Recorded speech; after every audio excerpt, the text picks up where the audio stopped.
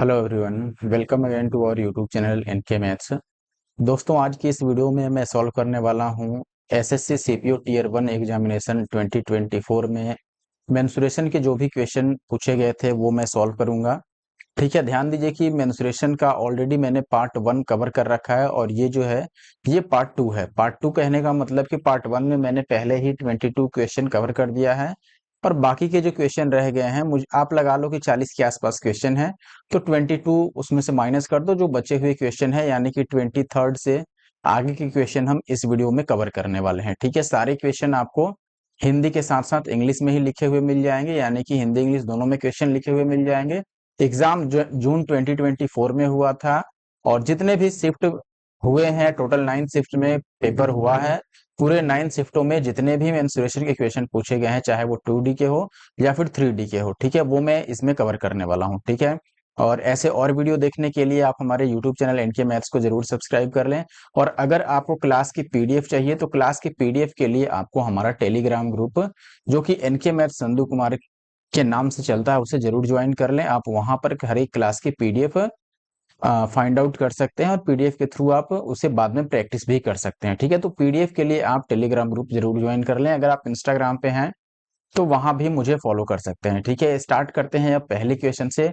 I hope कि video आपको अच्छा लगेगा और अच्छा लगे तो वीडियो को लाइक जरूर करें और साथ ही साथ चैनल एनके मैथ्स को सब्सक्राइब करें।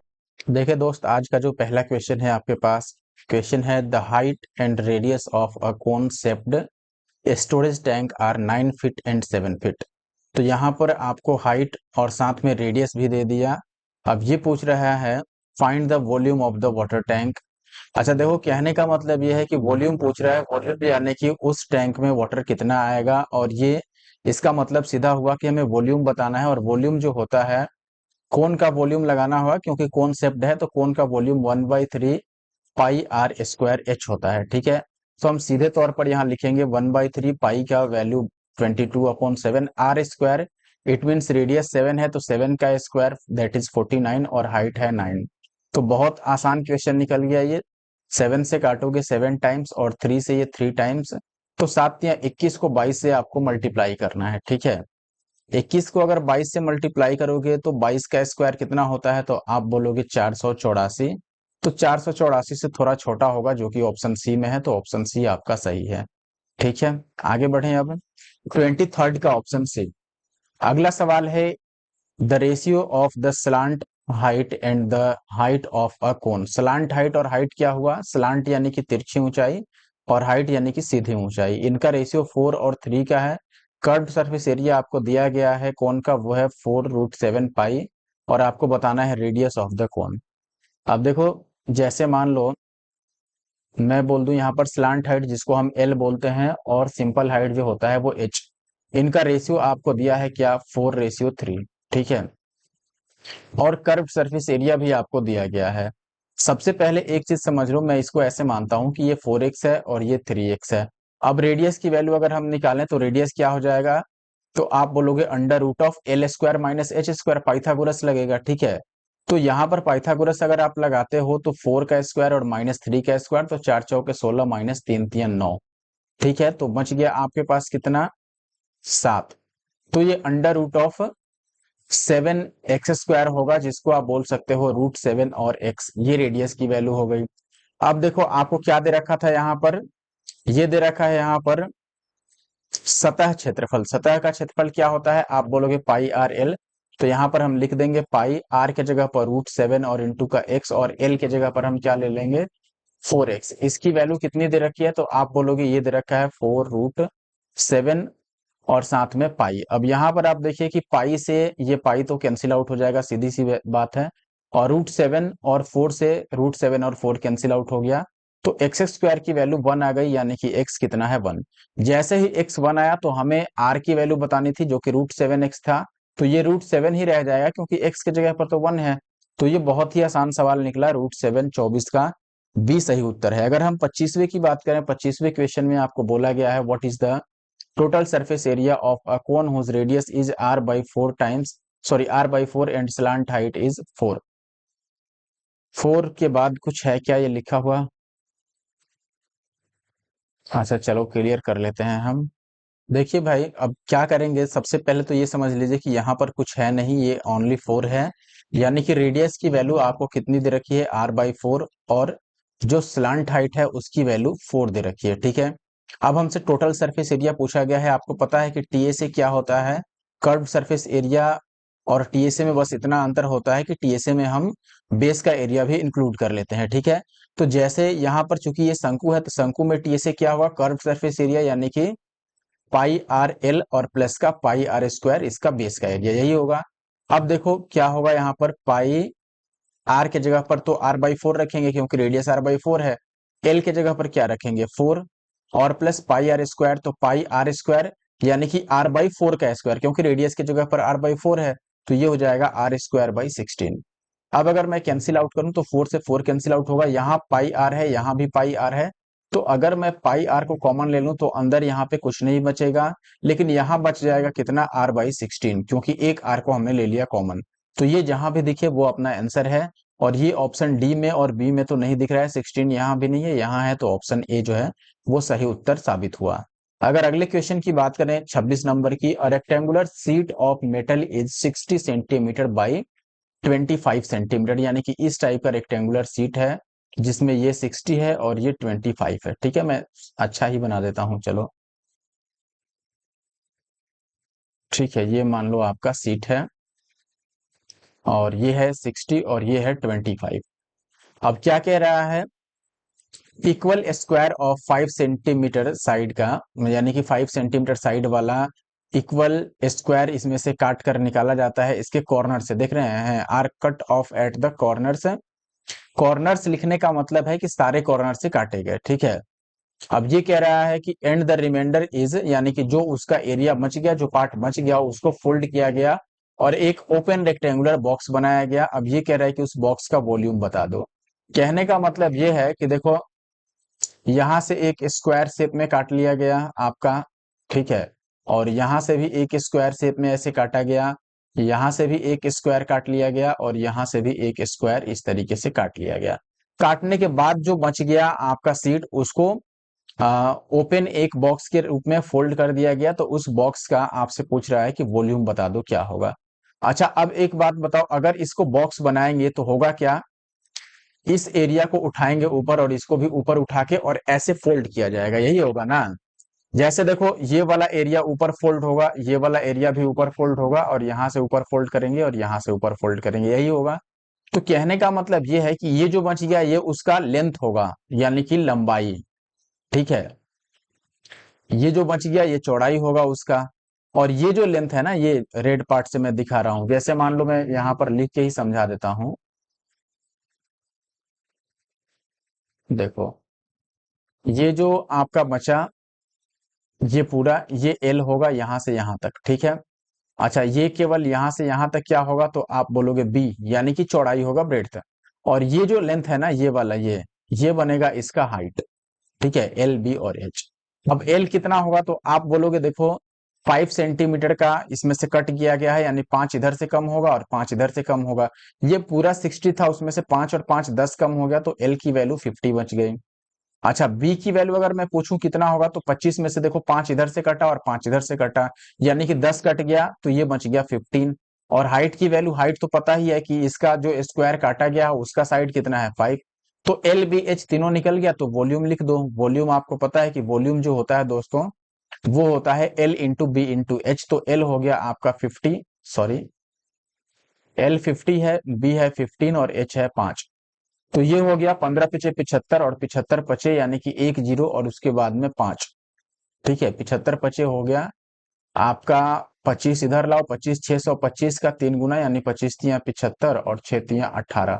तो 18, गलत गुना कर दिया हमने क्या, 15 पिछे 75, 750 को 5 से गुना करना है, तो 0 5 पचे 25 और 7 पचे 35 और 2 3750 आ गया। तो ये है ऑप्शन सी में। तो ऑप्शन सी आपका 26 का राइट आंसर हुआ। आई होप कि आप बात समझ पा रहे होंगे। 27 की बात करें, ये कह रहा है कि cost of painting spherical vessel of diameter 14 centimetre is this rupees, यानी कि कॉस्ट दिया है आपको 14 सेंटीमीटर, एक स्फेरिकल वेसल है जिसको पेंट करने का कॉस्ट इतना आता है। कॉस्ट ऑफ पेंटिंग पर स्क्वायर सेंटीमीटर, यानी कि यहाँ पर कॉस्ट पूछा जा रहा है कि पर स्क्वायर सेंटीमीटर का क्या कॉस्ट था। बहुत आसान है, एरिया निकालो और एरिया से इसको डिवाइड कर दो। जैसे मैं अगर एरिया पूछूं कि कितना एरिया होगा तो आप बोलोगे स्फीयर है, तो टोटल सरफेस को अगर कवर किया गया है पेंट से तो वो 4 पाई r² हो गया टोटल एरिया।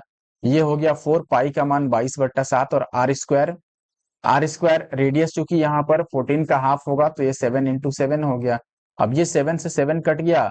अब ये जो बच गया बस इसी से हमें डिवाइड कर देना है। डिवाइड क्यों करेंगे?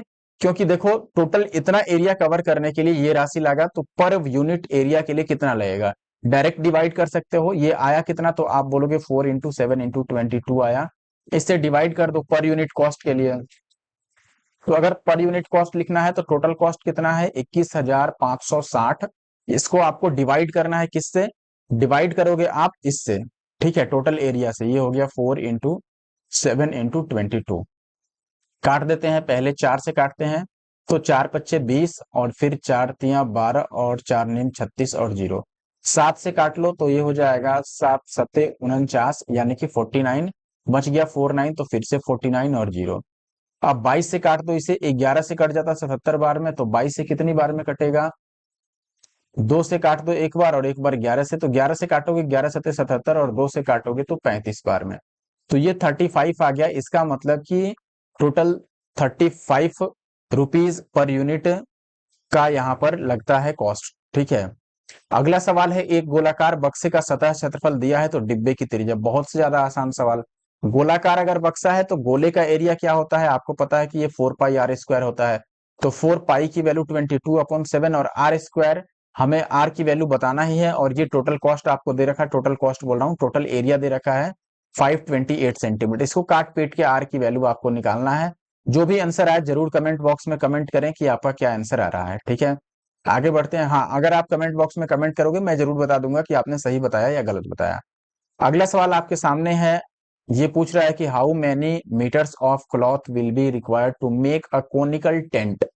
यानी कोन के आकार का एक टेंट बनाना है, उसमें कितना मीटर कपड़ा लगेगा ये बताना है। और आपको यहाँ पर रेडियस दिया है बेस का 21 मीटर और हाइट 28 मीटर।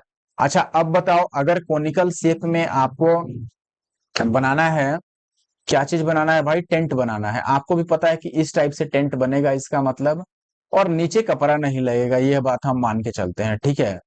अब इसमें अगर ये साइड साइड में केवल कपड़ा बनाना है तो वो क्या हो गया, कर्व सरफेस एरिया जितना होगा उतना कपड़ा लगेगा। तो कर्व सरफेस एरिया कैसे निकालेंगे? ये होता है πr × l। तो पहले आपको एल निकालना होगा। एल कैसे निकलेगा? तो आप देखो यहाँ पर 21 दे रखा है। ये क्या है? एरिया, सॉरी, रेडियस की वैल्यू है 21, हाइट की वैल्यू आपको दे रखा है 28 और यहाँ पर आपको बताना है एल की वैल्यू। तो आपको अगर ट्रिपलेट याद हो तो भी ठीक है, नहीं याद हो तो आप ऐसे निकाल सकते हैं कि देखो ये 21 है, ये 28 है। अगर मैं 7 से काटूं तो 7 × 3 = 21 और 7 × 4 = 28 और 3 4 और 5 का ट्रिपलेट बनता है। अब ये 7 गुना है, ये भी 7 गुना है, तो ये 7 गुना यानी कि 35। तो एल का मान 35 हो गया। ये हमने निकाल लिया और बहुत आसानी से निकाल लिया। अदरवाइज आप पाइथागोरस लगा सकते हो और काफी समय गंवाने के बाद आप यही आंसर ला सकते हो, ठीक है। लेकिन हमने यहाँ पर टाइम बिल्कुल भी वेस्ट नहीं किया और काफी आसानी से हमने एल की वैल्यू निकाल दी। अब एल की वैल्यू जैसे ही आई, अब πr/l निकालना है बस। पाई की वैल्यू हो गया 22/7, आर की वैल्यू आपको पता है 21 है और एल की वैल्यू आ गई 35। 7 से अगर हम काट दें तो ये 5 बार में 22 बचे, हो गया 110 और गुणा में 21। तो ये 11 से मल्टीप्लाई करना है तो 1 और 0 लास्ट में आएगा जो कि किसी भी ऑप्शन में नहीं है। अच्छा, कपड़े की चौड़ाई भी यहाँ पर दे दिया, ये कपड़े का चौड़ाई दे दिया है 5। तो हम एक काम करते हैं, देखो ये कपड़े का एरिया है और हमसे बस इसका मतलब लंबाई पूछा होगा। हाँ, लंबाई पूछा है। तो ये जो हमने निकाला है दोस्तों, ये एरिया निकल गया पूरा। अब हमें पता है कि एरिया कैसे निकालेंगे, आयताकार होगा यानी कि रेक्टेंगुलर शेप में होगा वो आपका जो भी क्लॉथ होगा वो। तो रेक्टेंगल का एरिया L इंटू बी होता है, बी 5 दे दिया और L रहेगा ही रहेगा। तो L इंटू बी की वैल्यू आ गया 110 और गुणा में 21। अब 5 से 22 बचे 110, तो L की वैल्यू 22 गुणा में 21। 22 को 21 से गुणा करो या 21 का स्क्वायर 462, अभी हमने किसी पिछले क्वेश्चन में देखा था। तो 22 गुणा 21 462 आ गया जो कि ऑप्शन डी में है, तो ऑप्शन डी सही उत्तर है। अब ये L स्लांट हाइट मत समझ लेना, ये लेंथ है यहाँ पर। आई होप कि ये बात आपको क्लियर होगी और आप समझ पाए होंगे। अगर वीडियो अच्छा लग रहा है और अभी तक आपने लाइक नहीं किया, भूलवश लाइक नहीं किया, या जानबूझकर लाइक नहीं किया तो जरूर लाइक कर दें, भूलवश लाइक कर दें या जानबूझ के लाइक कर दें, लेकिन लाइक कर दें और साथ ही साथ कमेंट भी कर दें। क्योंकि अब देखो सीपीयू में बच रहे हैं हमारे पास अरिथमेटिक के कुछ टॉपिक्स, एडवांस मैंने लगभग कवर कर दिया, ठीक है। और सीएचएसएल का भी सॉल्यूशन के लिए काफी सारे कमेंट्स भी आ रहे हैं, तो मैं सोच रहा हूं मेरे पास दो ऑप्शन है, देखो या तो अब मैं सीएचएसएल का एडवांस कवर कर दूं, उसके बाद अरिथमेटिक पहले मैं सीपीयू का और फिर आपका सीएचएसएल का कर दूं, या फिर पहले सीपीयू पूरी तरीके से कंप्लीट कर दूं, इसका अरिथमेटिक भी कंप्लीट कर दूं, उसके बाद आऊं सीएचएसएल पे। तो आपकी क्या राय है, आप जरूर कमेंट बॉक्स में कमेंट करना, ठीक है। अब मैं बढ़ता हूं आगे, आई होप कि आपने लाइक और कमेंट कर दिया होगा।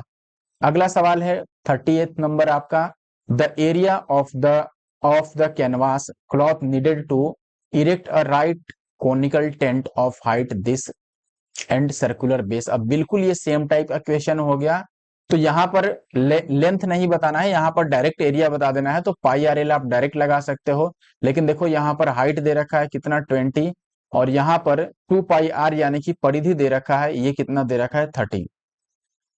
अब ध्यान रखिए कि ये यहाँ पर परिधि है तो रेडियस की वैल्यू आपको निकालनी होगी। रेडियस कैसे निकालोगे, तो पहले हमें तो चाहिए एल की वैल्यू, क्योंकि हमें पाई आर एल लिखना है। ये किस टाइप का है, देखो शंक्वाकार है यानी कि कोनिकल शेप है, तो फिर से हमें पाई आर एल लगाना है, तो पहले एल की आवश्यकता होगी। तो एल कैसे निकालेंगे बताओ, तो आप बोलोगे कि एच है और यहां से हम आर की वैल्यू अगर निकालना चाहें, अच्छा एक चीज यहाँ पर हमने मिस कर दिया, यहाँ पर पाई भी है, आप देख सकते हैं ये 38 पाई है। अब देखो अगर मैं पाई से पाई को कैंसिल आउट कर दूं और 2 से 30 को काट दूं, तो आर की वैल्यू आपके पास साक्षात 15 बचेगा, और आर 15 है, एच इतना है, तो एल की वैल्यू क्या होगी, वैसे ही काट के देख लो, ये 4 पच्चे 20, ये 3 पच्चे 15, तो 3 4 5 यानी कि ये 5 पच्चे 25 एल की वैल्यू। अगर आप नहीं समझ पाए हो तो निश्चित तौर पर आपको ट्रिपलेट्स कैसे निकाले जाते हैं ये सीखने की जरूरत है, और अगर आप जानते हो तो अच्छी बात है, और नहीं समझ आया तो फिर आपके पास आखिरी जो रामबाण इलाज है वो है कि आप यहाँ पर क्या लगा लो, पाइथागोरस, ठीक है। यानी कि एल की वैल्यू आ जाएगी under root of H square plus R square. अब ये एल आ गया तो हमें पाई आर एल ही तो बताना था, और पाई ऑप्शन में एज इट इज है, तो पाई को रहने दो, आर की जगह पर आप वैल्यू ले लो 15, और एल की जगह पर क्या आ गया 25। इनको मल्टीप्लाई करना है, जो कि बड़ी बात नहीं है, 15 पीछे 75 का 5, और 15 दूना 30 और 7 37, तो 375 पाई आएगा, जो कि ऑप्शन सी में है, और ऑप्शन सी आपका सही उत्तर है। आशा करता हूं कि आप बात समझ पाए होंगे, तीसरे का सही उत्तर हो गया सी। अब हम लोग आ चुके हैं 31 पे, यानी कि 31 पे। यहाँ पर 3 त्रिज्या दिया है, धातु की एक गेंद को पिघलाकर 27 समान पासे और 1 इकाई की त्रिज्या वाली एक गेंद बनाई जाती है, तो पासे की भुजा कितनी होगी। सबसे पहले इसका सीधा सीधा तौर पर आप मतलब समझिए, ये है एक गेंद, ठीक है, इसको पिघलाकर इसके जगह पर हम क्या बनाते हैं, एक छोटी गेंद, और फिर 27 बनाते हैं हम लोग क्यूब्स। पासा का मतलब क्यूब, क्योंकि जो डाइस होता है वो क्यूबिकल शेप में होता है, तो यहाँ पर 27 हमने क्या बना दिया, क्यूब। अब 27 क्यूब का वॉल्यूम कैसे निकले, तो आपको मैंने कई बार बताया है मेंसुरेशन की वीडियो में ही, या फिर अगर आपने पार्ट 1 देखा होगा तो जरूर आपको ये पता होगा कि जब भी किसी एक शेप को जो कि सॉलिड हो उसको अगर हम पिघला करके यानी कि मेल्ट करके कोई नया शेप देते हैं, या फिर एक से अधिक मतलब हम लोग सॉलिड्स को क्रिएट करते हैं यानी कि बनाते हैं, तो ऐसे में दोनों केस में जो टोटल वॉल्यूम होता है वो सेम होता है। तो हम ये समझ पाएंगे कि यहाँ पर वॉल्यूम सेम है, यानी कि ये छोटे गोले को अगर इसमें से माइनस कर दें तो 27 क्यूब की वॉल्यूम आ जाएगी।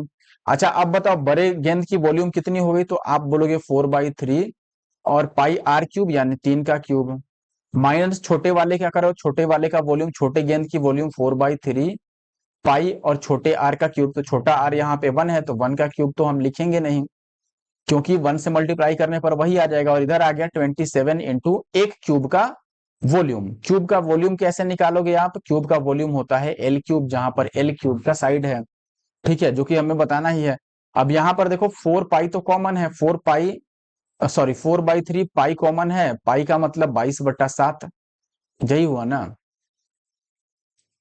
और यहाँ पर 3 का क्यूब कितना हो गया 27, 27 में से एक जाएगा तो ये बच गया 28। जैसे ही ये कॉमन लेंगे तो यहाँ पर 3 क्यूब और -1 आएगा, जो कि 28 होगा। आई होप कि ये बात समझ गए होंगे। और इधर आ गया 27 और एल क्यूब। अब अगर आप काटना चाहो तो 7 से काट सकते हो, 7 चौके 28, और कुछ कटने वाला है नहीं, तो एल क्यूब की जो वैल्यू आएगी वो सीधे तौर पर आ जाएगी। देखो ऊपर कितना हो गया, 4। एक मिनट यार, कुछ तो यहाँ पर एक्स्ट्रा हो रहा है। 4/3, ये 28 तक सही है। 7 चौके 28, 4 4 22 बच गया।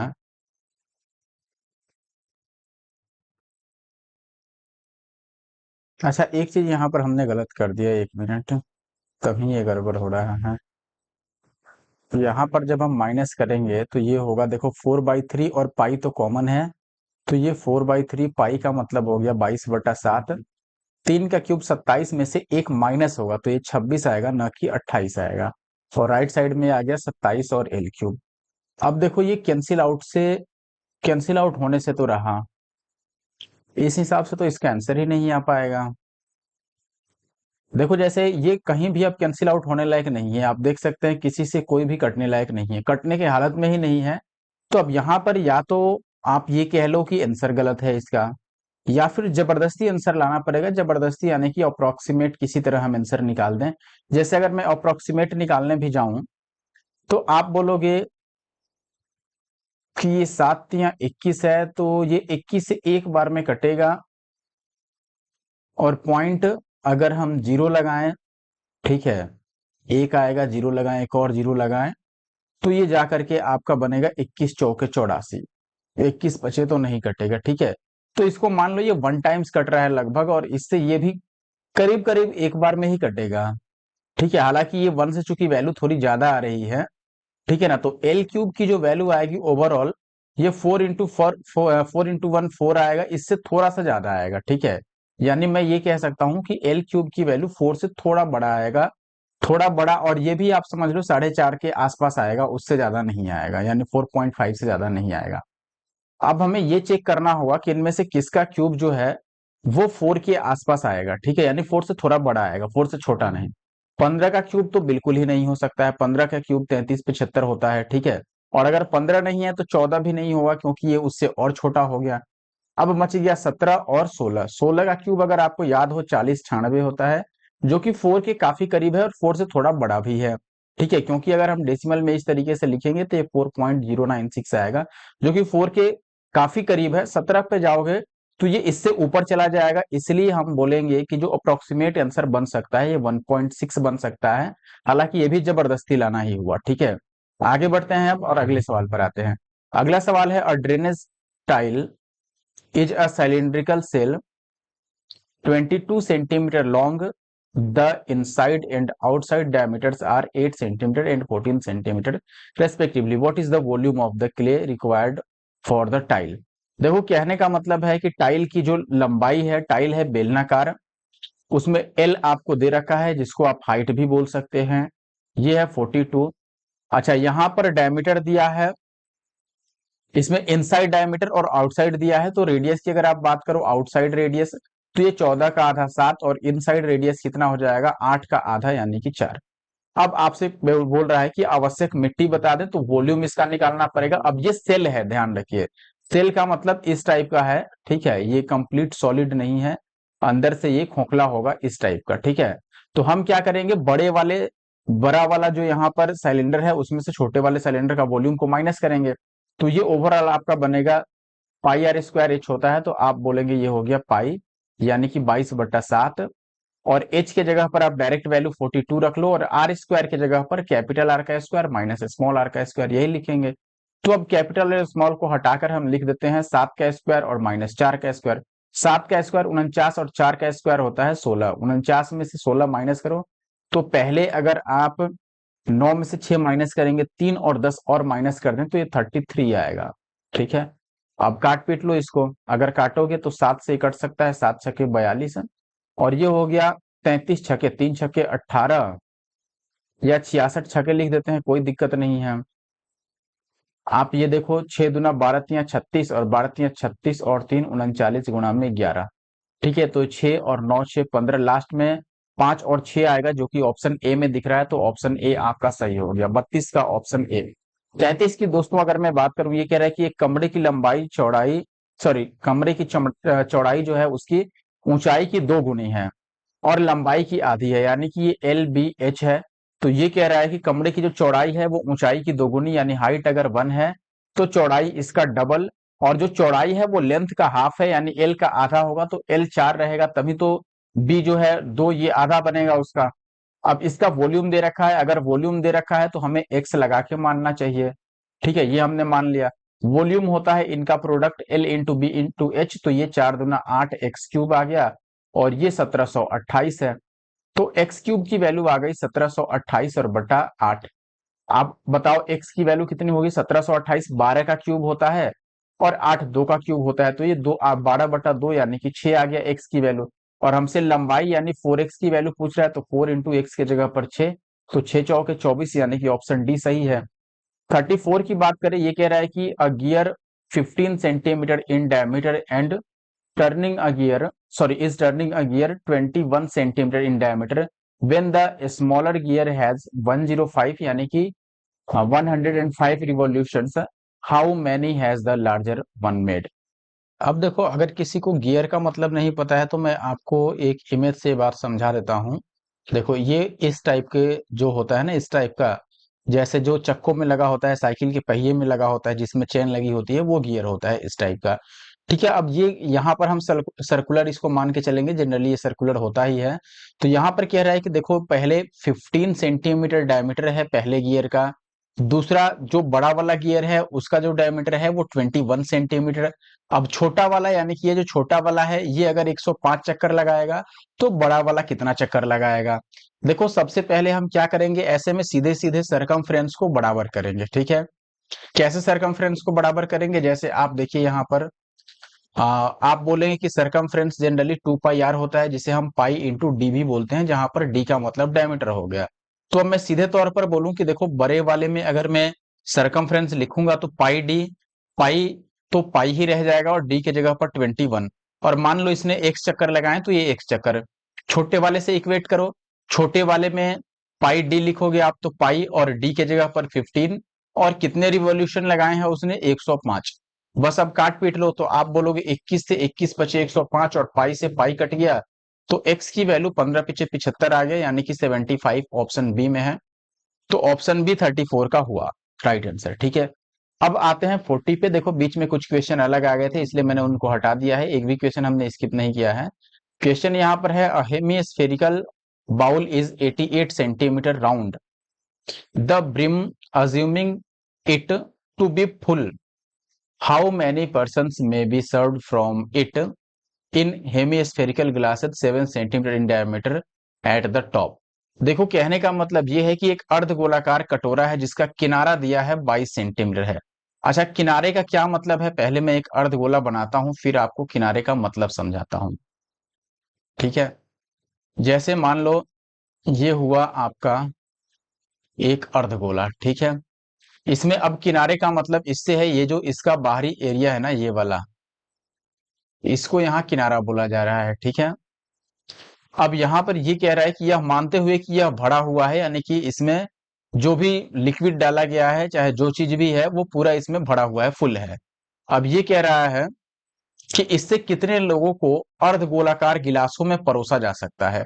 अब जो परोसने वाला है, यानी कि जिस चीज में सर्व करना है, वो भी अर्धगोलाकार है, यानी कि मान के चलो वो इस टाइप का गिलास होगा। ठीक है, जिसमें बेस का कोई एरिया नहीं है, जीरो है लगभग, और इसका यहाँ पर एरिया या सरकमफ्रेंस होगा, जो कि यहाँ पर दिया गया है कि शीर्ष पर इसका व्यास, यानी कि यहाँ पर इसका डायमीटर जो है आर, वो है आपका 7/2। यही बात यहाँ पर बोला गया है, रेडियस 7/2 है, सॉरी। अब इसमें बोल रहा है कि ऐसे कितने लोगों को परोसा जा सकता है, तो हम क्या करेंगे, फिर से वॉल्यूम, इसका वॉल्यूम और इसका वॉल्यूम बराबर करेंगे। अब इसका वॉल्यूम क्या होगा? देखो, किनारा यानी कि यहाँ पर 2 पाई आर आपको दिया गया है 88, तो आर की वैल्यू कितनी हो जाएगी? देखो, 44 होने पर आर की वैल्यू 7 होती है, लेकिन ये 44 का डबल है, तो आर की वैल्यू 14 हो जाएगा। 44 का डबल 88 है, तो आर की वैल्यू भी 7 का डबल। अब वॉल्यूम इक्वेट करो, जैसे मान लो इसका एक बाउल का, ये जो एक बाउल है या एक गिलास है, इसका वॉल्यूम क्या होगा? तो आप बोलोगे 4/3, सॉरी 2/3, नॉट 4/3। आप बोलोगे कि ये होगा 2/3, और पाई आर क्यूब, आर का मतलब 7/2 का क्यूब, यही होगा ना। और राइट साइड में आपका क्या हो जाएगा? राइट साइड में आप इसका वॉल्यूम लिखोगे, जो कि होगा 2/3, पाई और उसके रेडियस का क्यूब यानी कि 14 का क्यूब, तो 14 गुणा में 14 गुणा में 14, यही बनेगा 2 पाई। दोनों साइड है, ये कैंसिल आउट हो जाएगा। अब 7 का क्यूब और यहाँ पर 14 का क्यूब, तो 3 बार 7 अगर काटोगे तो तीनों में एक एक बार 2 बचेगा, यानी कि 8 बच जाएगा। ठीक है, और यहाँ पर 2 का क्यूब यानी कि नीचे 8 बचेगा। हमें बताना कितना था, कितने लोगों को परोसा जा सकता है। मान लो नंबर ऑफ पीपल x है, तो x से हमें मल्टीप्लाई भी करना होगा, क्योंकि x लोगों के पास ऐसे बाउल हैं जिनमें x लोगों को हमें क्या करना है, सर्व करना है। तो x की वैल्यू कितनी आ गई, तो आप बोलोगे यहाँ पर 8 है और यहाँ पर 8 है और यहाँ पर 2 है। अच्छा, ये दो तो कैंसिल आउट हो गया है, 2 पाई से 2 पाई कैंसिल आउट हो गया था। तो 8 अट्ठे 64, यानी कि इसका मतलब 64 लोगों को सर्व किया गया है। ऑप्शन ए सही हुआ। बहुत मुश्किल नहीं था, ठीक है, बस थोड़ा सा कॉन्सेप्ट इसमें आपको समझना पड़ेगा। 41 की हम बात करें, 41 में आपको एक अर्धगोलाकार कटोरे की त्रिज्या दिया है, क्षमता यानी वॉल्यूम पूछ रहा है। अब रेडियस अगर 9 है तो वॉल्यूम 4/3 और पाई यानी 22/7 और आर क्यूब यानी 9 का क्यूब, तो ये 9 गुणा में 9 का क्यूब स्क्वायर 81 ये आएगा। अब 3 से तो काट सकते हो, 3 तिया 9, इनको मल्टीप्लाई करना होगा, 4 तिया 12 दूना 24 का 4 और 12 दूना 24 और 2 26, इतना गुणा में 81 आ गया और डिवाइडेड बाई 7। अब इसको 81 से अगर मल्टीप्लाई करो तो एक बार तो ये 264 ही रह जाएगा, और 8 चौके 32 और 8 छक्के 48 और 3 51 बचा 5 और 8 दूना 16 और 5 हो गया 22। तो ये आ गया 6 और 2 8 3 22 और 4। तो इसको अब 7 से डिवाइड करना होगा, 2 2 3 8 4 डिवाइडेड बाई 7। 7 से अगर आप डिवाइड करोगे तो ये 7 तिया 21, इसका मतलब कर दिया हमने गलत। क्या गलती कर दिया भाई, फिर से चेक करते हैं हम लोग। अच्छा, अर्धगोला था, अर्धगोला का मतलब यहाँ 2/3 लेना था, ना कि 4/3। तो हम इसको हाफ कर देते हैं एक बार लास्ट में, बस यही बात है ना। डबल ले लिया था तो हमने आधा कर दिया यहाँ पर। ठीक है, तो 7 दूना 14 से डिवाइड करेंगे अब, तो 14 ये एक बार में जाएगा, या फिर चाहो तो आप 2 से पहले कैंसिल आउट कर दो। 2 से इसको काटोगे तो 11 दूना 22, 19 दूना 38 और 2 दूना 4। अब इसको आप डिवाइड करो 7 से, यही होगा ना। अब 7 से डिवाइड करोगे इसको तो ये कटेगा 7 एक बार में, फिर 4 और 1, तो 7 पच्चे 35, यानी कि 1 और 5 से ऑप्शन स्टार्ट होगा, और ऐसा इकलौता ऑप्शन है ऑप्शन सी। आप भी देख पा रहे हैं कि 1 और 5 से यानी कि 1 5 से स्टार्ट होने वाला कोई दूसरा ऑप्शन नहीं है, ऑप्शन सी है, तो ऑप्शन सी सही हो गया। आई होप कि आप बात समझ पा रहे होंगे। आखिरी क्वेश्चन पर आ चुके हैं। इससे पहले अगर आपने अभी तक वीडियो को लाइक नहीं किया तो जरूर लाइक कर दें और चैनल को सब्सक्राइब कर लें अगर आप नए हैं तो, और साथ में कमेंट भी कर दें। ठीक है, अब देखो यहाँ पर आखिरी क्वेश्चन बोल रहा है कि एक लड्डू है जिसका रेडियस दिया गया है 5 सेंटीमीटर। ठीक है, अब ये कह रहा है कि हाउ मेनी लड्डूज, यानी कितने लड्डू जिनका रेडियस 2.5 सेंटीमीटर है, इनको बनाया जा सकता है इसी 5 सेंटीमीटर जो रेडियस वाला लड्डू था उसका उपयोग करके। बस वॉल्यूम को डिवाइड कर दो, बड़ा वॉल्यूम बाई छोटा वॉल्यूम। ठीक है, मान लो ऐसे एक से अगर लड्डू है तो एक लड्डू का वॉल्यूम कितना होगा, 4/3, पाई तो आएगा ही, बस आर का क्यूब आपको लिखना है। तो डायरेक्ट आर क्यूब को ही आप ऐसे में डिवाइड कर सकते हो, आप आर बाई आर का क्यूब कर सकते हो। तो आर है 5 बाई छोटा आर 2.5, इससे काटोगे 2 बार में और इसका क्यूब करोगे 8, यानी कि ऐसे ऐसे 8 लड्डू बनाए जा सकते हैं, सीधा सा मतलब यही है। आई होप कि आप बात समझ पाए होंगे, 8 लड्डू में बात खत्म हो गया। ठीक है, ये आखिरी क्वेश्चन था। आई होप कि आप वीडियो को पसंद किए होंगे और लाइक भी किए होंगे, कमेंट भी किए होंगे। इसके बाद अब मैं एडवांस के CHSL का एडवांस सॉल्व करने वाला हूं। ठीक है, और ये अपना प्लेलिस्ट है, अगर आपने नहीं चेक किया है तो जरूर से चेक कर लें। यहाँ पर देख सकते हैं आप CPU 2024 का जो अभी हम सॉल्व कर रहे हैं वो वाला है। फिर CHSL 2023 के मेंस 2 पेपर लिए गए थे, दोनों पेपर हमने सॉल्व किया है शिफ्ट वाइज।